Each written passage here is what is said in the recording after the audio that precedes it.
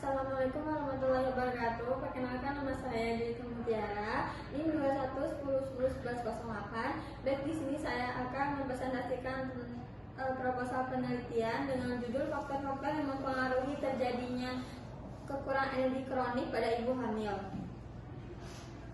Bab 1 untuk pendahuluannya adalah latar belakang masalah. Berdasarkan riset kesehatan dasar, 17,2% ibu hamil di Indonesia menderita kekurangan energi kronik.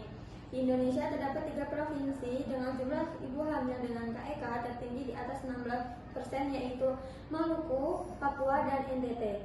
Nah, yang tertinggi adalah NTT, sedangkan yang terendah sebesar 4%, yakni DKI Jakarta. Kota Yogyakarta sendiri dengan ibu hamil dengan kasus KEK sekitar 12,6% pada tahun 2021. WHO memperkirakan setidaknya ada 120 juta perempuan 60% yang tinggal di Asia Tenggara, Asia Selatan, dan Tenggara mengalami KEK pada tahun 2018. Kemudian ada rumusan masalah, apakah ada faktor-faktor yang mempengaruhi terjadinya KEK pada ibu hamil. Kemudian juga untuk tujuan penelitiannya ada tujuan umum untuk mengetahui faktor-faktor penyebab kekurangan energi kronik pada ibu hamil. Untuk tujuan khususnya mengetahui hubungan usia, jarak kehamilan, paritas, dan pengetahuan dengan kejadian KEK pada ibu hamil. Nah, ini ada manfaat penelitian bagi ibu hamil dan juga bagi bidan.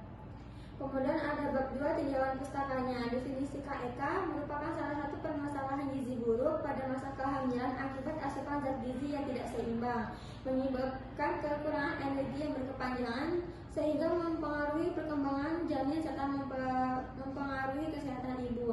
Nah, tanda gejala KEK dapat dilihat dari lelak kurang dari 3,5 cm. Biasanya ibu juga dapat mengalami tanda-tanda anemia dengan HB kurang dari 11 gram, nafsu makan menurun, 4L, lelah, letih, lesu, lemas. Kemudian bibir tampak pucat, sesak napas, detak jantung meningkat, dan sulit membuang air besar. Ada penyebab KEK. Penyebab utamanya itu pada ibu hamil, yaitu sebelum hamil sudah mengalami kekurangan energi kronik.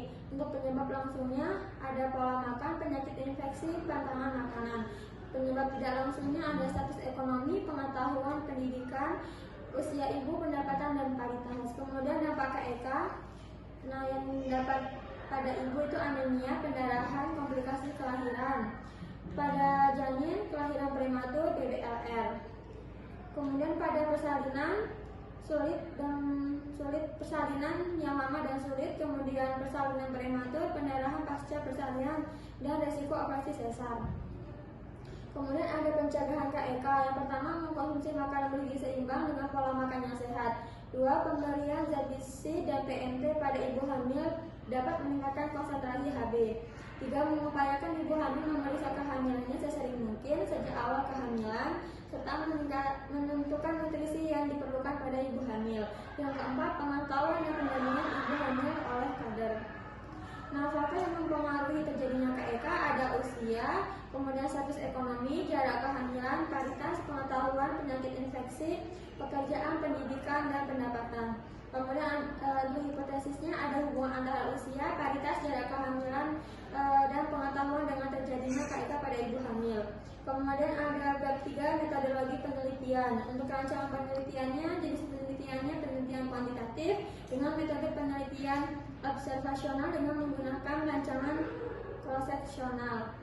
Untuk ada variabel penelitiannya, variabel terikat itu ada KEK pada ibu hamil. Untuk variabel bebasnya usia, paritas, jarak kehamilan, dan pengetahuan. Untuk variabel pengganggunya, pekerjaan itu dikendalikan dan status ekonomi tidak dikendalikan. Kemudian ada populasi dan sampel. Populasinya seluruh ibu hamil TM3 yang ada di wilayah Puskesmas Bangun Tapang 2, Kabupaten Bantul. Kemudian sampelnya dengan teknik proporsi sampling dengan responden 85. Kemudian metode pengumpulan datanya ada pengukuran lilak, penimbangan berat badan, kemudian hasil pemeriksaan kadar HB, dan pengisian kuesioner.